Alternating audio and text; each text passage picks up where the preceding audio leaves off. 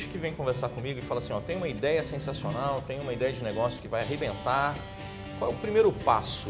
Né? Tive a ideia, qual é o primeiro passo? Muitas vezes já vem com a ideia pronta e fala assim, olha, eu tenho a ideia, eu já estou entrando em contato com o contador, já estou abrindo meu CNPJ. Eu sou contra isso, eu acho que antes de você abrir o CNPJ, você tem que validar a sua ideia, validar se a ideia é um bom negócio, enfim.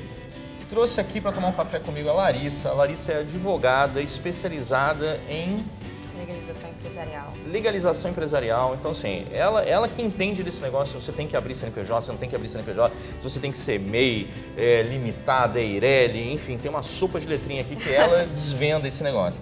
Larissa, eu tô certo, o cara teve uma ideia de negócio. O primeiro passo que ele tem que fazer é abrir um CNPJ? Ele tem que procurar um contador e abrir um CNPJ? Não. Primeiro passo assim, que a gente aconselha o cliente quando ele vem, ele é um empreendedor e ele quer abrir seu negócio. Primeiro passo que a gente direciona a ele é o seguinte questionamento: ele tem uma estimativa de faturamento? Ah, entendi. Então, a primeira coisa é ele entender quanto ele vai faturar mensalmente? Anualmente. Anualmente. Uhum. Por que esse questionamento? Porque existe a modalidade MEI, não tem uma questão contábil, não precisa ter o contador inicialmente. A questão de custo, ela paga uma taxa mensal de R$56, uma média, assim, uma estimativa desse ano. E o faturamento anual dela é de até 81 mil, botar o valor redondo, para ficar mais fácil. Então, deixa eu ver se eu compreendi. Então, assim, tive uma ideia de negócio. Eu vou fazer uma conta e falo assim, quanto que eu vou faturar no ano? Isso. Se for abaixo de 81, isso, o mais aconselhado é abrir um MEI. Abrir um MEI. Se não tem a certeza, eu acredito que eu vou faturar 50 mil por mês. Não tem certeza? Não faz. Entendi. E eu vou explicar por quê. Não teve a certeza, você acredita, mas você não, meu produto realmente por mês é 50 mil. Se for 50 mil, aí você já pode iniciar como uma empresa. Porque o MEI ainda não é uma empresa. É um empresário individual, um micro, né? Microempreendedor individual. Entendi. Então ele tem os benefícios, alguns benefícios da pessoa jurídica, que é a emissão de nota, conta de pessoa jurídica, pode ter uma máquina de cartão, a facilidade de não pagar a contabilidade, porque a legislação exige, quando você tem uma empresa, ter um contador. Então o MEI vem te isentando de tudo isso. Então você já inicia de forma formal, né? Você não fica informal, você consegue fazer, emitir sua nota fiscal e ter o contato inicial com o seu cliente. E eu vou pagar 50 e poucos e vai pagar reais por mês. 50 e poucos reais por mês. Aí se for comércio, o comércio também pode. Ah, eu posso ter um comércio e ser MEI também? Pode ter um comércio desde também. que eu não fature mais de 81 mil. Desde que não ultrapasse o faturamento do MEI anual, porque todo ano muda o faturamento. Entendi. Entendeu? Então, assim, primeiro passo, ver o faturamento, escolhe pelo mês, se o faturamento for abaixo de 81. Tá. E se eu imaginar que meu faturamento é abaixo de 81 mil ano, mas eu começar a faturar e entender que no final do ano eu vou passar de 81, o que eu faço? Então, o que a gente recomenda? Você todo mês você vai acompanhando o seu mês, né? Quanto você emitiu de nota, quanto de máquina de cartão, enfim. Você está vendo que está chegando no limite. O que a gente recomenda é que você não ultrapasse esse limite. Porque quando você ultrapassa o limite do MEI, você vai ter que fazer a contabilidade. E aí é a questão que entra o problema do MEI. Você vai ter que entrar no Simples Nacional. E isso vai ter que retroagir o ano todo. Ixi, entendi. Entendeu? Entendi. Isso Então, retroagido. E aí vai ter que ter um contador para fazer todo o seu ano, tudo que você faturou. Entendi. Então, o ideal é você fazer um acompanhamento mensal, para você ficar ter verificando, essa previsão. ter uma noção. Quando você achar que está chegando perto, não deixa chegar nos 80, porque é um processo burocrático, porque você vai transformar o seu MEI em empresa e é mais burocrático, mas você consegue continuar com o seu CNPJ transformando numa empresa antes de extrapolar esse faturamento. Tá, aí eu saio do MEI e eu entro o quê? Numa limitada? Então... quando você sai, você vai transformar a sua empresa. Aí no início você acha que você pode escolher, eu quero ter sócio. E aí vem outro questionamento, que é a questão de ter ou não ter sócio. Isso é uma confusão, vamos começar. Quer um café? Quero. Cafezinho? Aí sócio. Aí para limitada eu sou obrigado a ter sócio? Para sociedade limitada você é obrigado a ter sócio. Entendi. Então o que acontece? Todo mundo, o que a gente vê na prática do mercado é que as pessoas já vêm com uma ideia do que quer. Eu quero uma sociedade. Uma sociedade limitada. E aí, já tem um sócio. Já tem um sócio, acredita que tem um sócio. E aí quer fazer a constituição dessa empresa ou a transformação do MEI em uma limitada. Uma sociedade empresária limitada, uma sociedade simples limitada. E aí o questionamento que a gente faz na questão jurídica, juridicamente falando, você sabe o que é uma sociedade? Porque a sociedade não é algo tão simples, né? A gente até costuma brincar que a sociedade é pior, pode falar isso? Porra. Pior que um casamento. Pior que um casamento. Por quê, né? Por que a gente O costuma... casamento tem seus prazeres lá, né? A sociedade talvez não tenha, né? Entendi. Entendeu? Mas, assim... E eu tô preso a pessoa, né? É, a questão jurídica, assim, não questão de afeto, nada disso. Mas deixa eu perguntar uma coisa. Tenho meu sócio, aí eu resolvo ter um sócio de fachada, eu vou dar 0,5% para ele. Eu posso tirar ele da sociedade quando eu quiser? Não, então, por isso que esse é o problema pior que um casamento. Porque quando você tem uma sociedade, você não pode tirar o seu sócio. Entendi. O seu sócio só sai se ele quiser. Então é sócio mesmo, não Sócio existe esse mesmo. negócio de sócio de fachada. Não existe. Vou botar minha mãe, vou botar um parente, Não, vou e botar isso um é um amigo. grande problema. Se você colocar sua mãe, o que a gente, juridicamente falando, você tem que fazer uma análise de risco. E se sua mãe vier a falecer, como é que funciona? Entendi. Você sabe quem é, como é que está seu contrato social?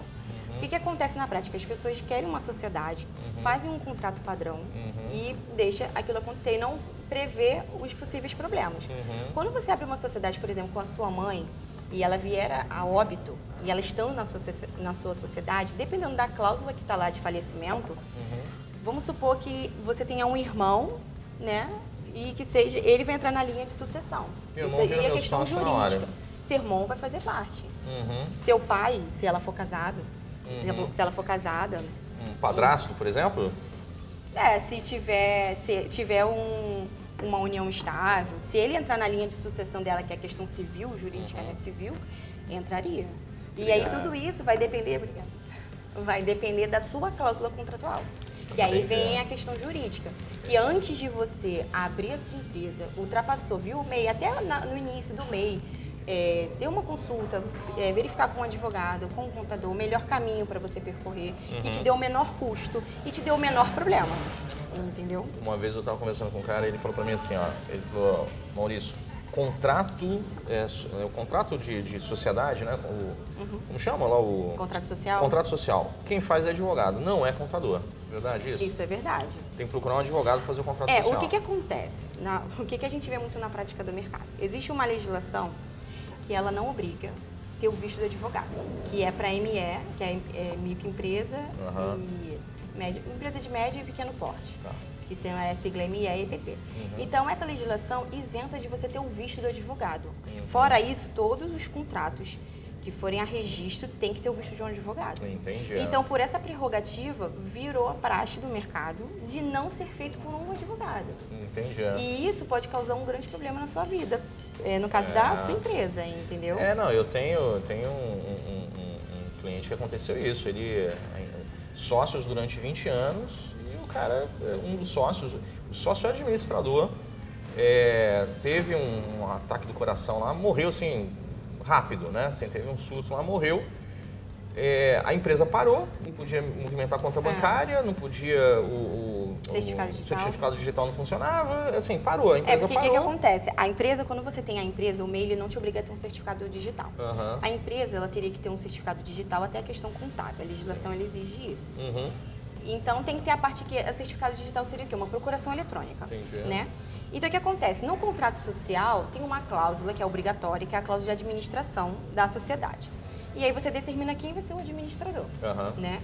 Sendo que, o que acontece? As pessoas acham que isso é um trabalho a mais. Porque você tem que ir lá, assinar, você tem que comparecer. Se der um problema, vai o seu CPF. Então, escolhe quem é mais fácil de ir. Sendo que, quando vem acontecer alguma coisa com essa pessoa que está no certificado, isso implica a vida da sua empresa. Sim. Porque no caso dele, né? Sim. No caso da sociedade, veio a óbito. Isso. O CPF dele vai estar como falecido e automaticamente o certificado ele expira. E aí a esposa que entrou como sócia. Só que a esposa não entendia nada do negócio, tal, com um monte de dúvidas. Então, assim, aquele período ali de transição foi horrível. Então, por que provavelmente a esposa dele entrou como sócia? Porque não fez uma análise contratual, ele não fez essa previsão, provavelmente não viu com um advogado, que é a parte da sucessão, como é que funcionaria, porque tem cláusula que você pode colocar que você vai pagar em tantos meses o valor da cota do sócio falecido, e tem cláusulas que não, que autoriza quem vai suceder ele na linha de dos herdeiros entrarem na sociedade. Então vamos lá, vamos recapitulando. Tive uma ideia de negócio. Primeira coisa que eu tenho que fazer é entrar em contato com um advogado societário, por exemplo, um advogado que entenda de negócios. Porque não são todos. Eu vou entender quanto vai ser meu faturamento, vou fazer uma estimativa de faturamento para poder entender quanto que ele Exatamente. Quanto eu vou faturar. Se tiver acima de 81 mil, eu já abro uma empresa. Já pode começar com uma empresa. Mesmo assim, eu tenho que fazer uma análise para saber se eu entro no simples, super simples, limitada. O que acontece? Tem isso também. Mas quem vai fazer essa análise não é você. Aí é o profissional que vai te dizer qual é o melhor regime tributário para você, para sua empresa, no caso. O que acontece? As pessoas, elas criou que o Simples Nacional é o ideal. E quem vai te dar a decisão de qual é a melhor alíquota que você vai pagar não é você, né? É o seu contador. Ele vai fazer uma análise, ou até mesmo um advogado na análise tributária. Entendi. Vai fazer uma análise, olha, é melhor esse imposto, ou é melhor esse. Nisso ele faz a escolha do regime tributário, que vai ser ou o presumido, ou o lucro real, ou o Simples Nacional. Mas para as pequenas e médias empresas, é mais comum ver o presumido e o Simples Nacional. Porque tem atividades, que vou te dar um exemplo. No somatório de imposto, a representação comercial, que é um exemplo que muitas pessoas têm, né? Que faz a representação. Ou a intermediação. Que a alíquota no Simples é 15,5%.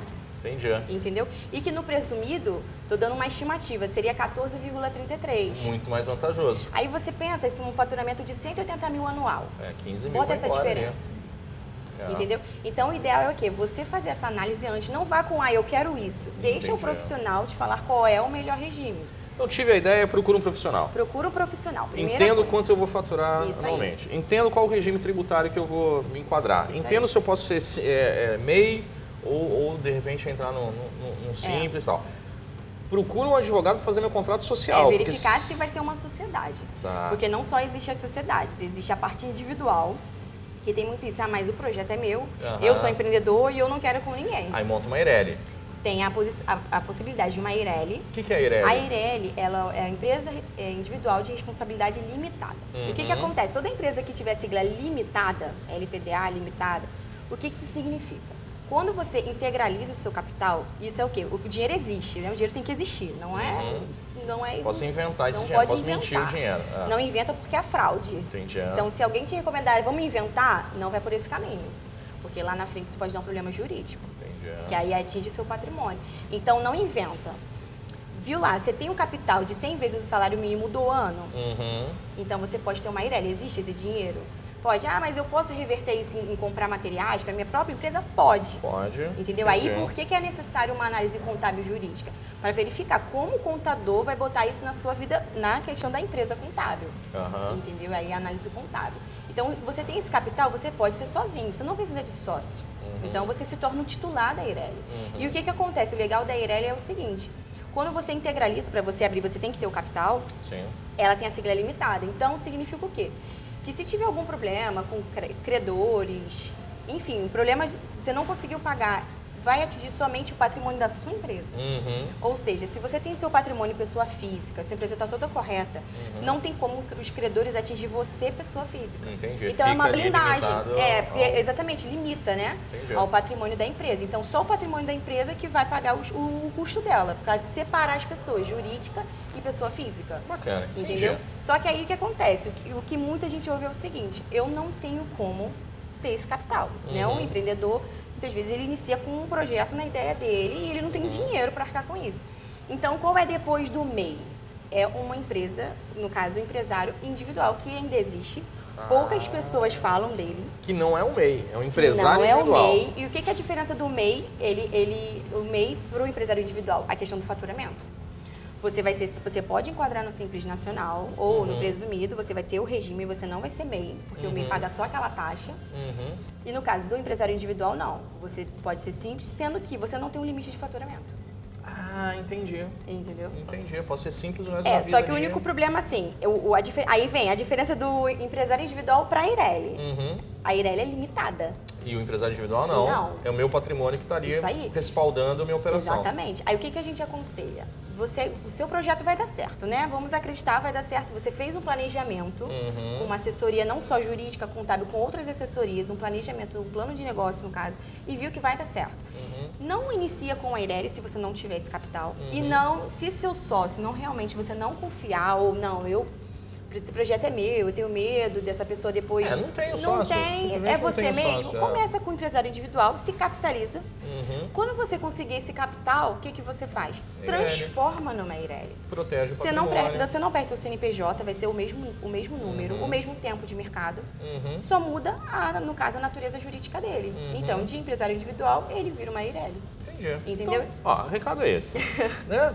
Pensou em montar um negócio, a primeira coisa, conversa com a Larissa, entre em contato com ela vai deixar aqui os contatos, aqui, telefone, e-mail, eu vou deixar tudo aqui embaixo para vocês verem. Entre em contato com a Larissa, faz um planejamento de como que vai ser essa empresa antes de abrir o CNPJ. Exatamente. A partir do momento que você abrir o CNPJ, já é gasto, já tem custo, já tem problema, já tem um monte de coisa. Então, assim, antes de fazer isso, então, assim, valida a sua ideia, vê se a sua ideia é uma boa ideia, depois valida se a sua boa ideia é um bom negócio, depois conversa com a Larissa para poder entender qual o regime tributário que você vai entrar e tal. Esse é o recado. Larissa, tem alguma dica para quem está começando agora? Assim? Tem outras dicas, pode falar? Pode. Outras dicas que as pessoas não costumam olhar é em relação ao local, né, que já fecha. Se pode ou não pode, entendi. Quer abrir o seu empreendimento, faz um investimento em obra, no caso, vamos supor, um atendimento ao público. Fecha um contrato de locação e não verifica se esse local é viável. Aí não consegue alvará. Não consegue alvará de funcionamento. E aí isso é um problema, porque a prefeitura ela vai fechar o seu local e não vai deixar funcionar. Então, uma recomendação, decidiu tudo isso? Não fecha contrato de locação. Olha que dica legal. Não fecha antes de você verificar se o local ele é viável para a sua atividade.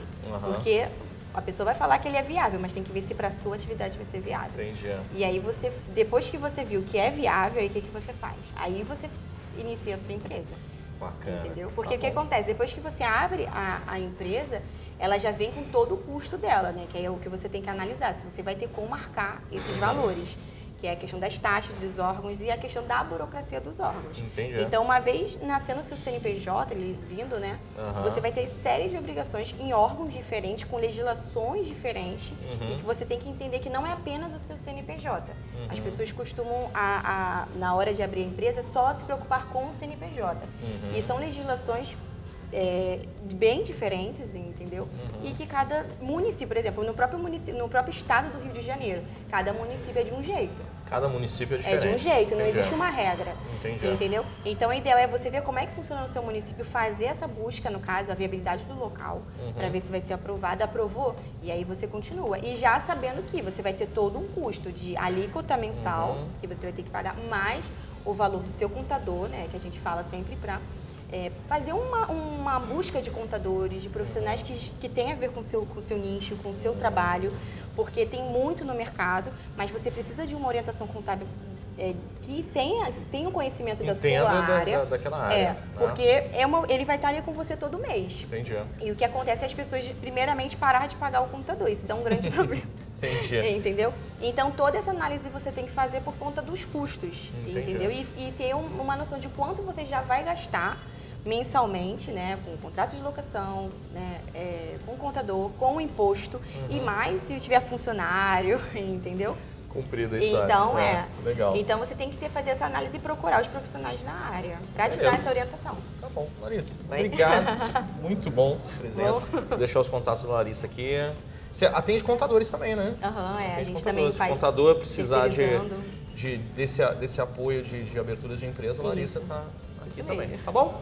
Gente, a gente se vê nos próximos vídeos. Obrigado. Tchau. Tchau.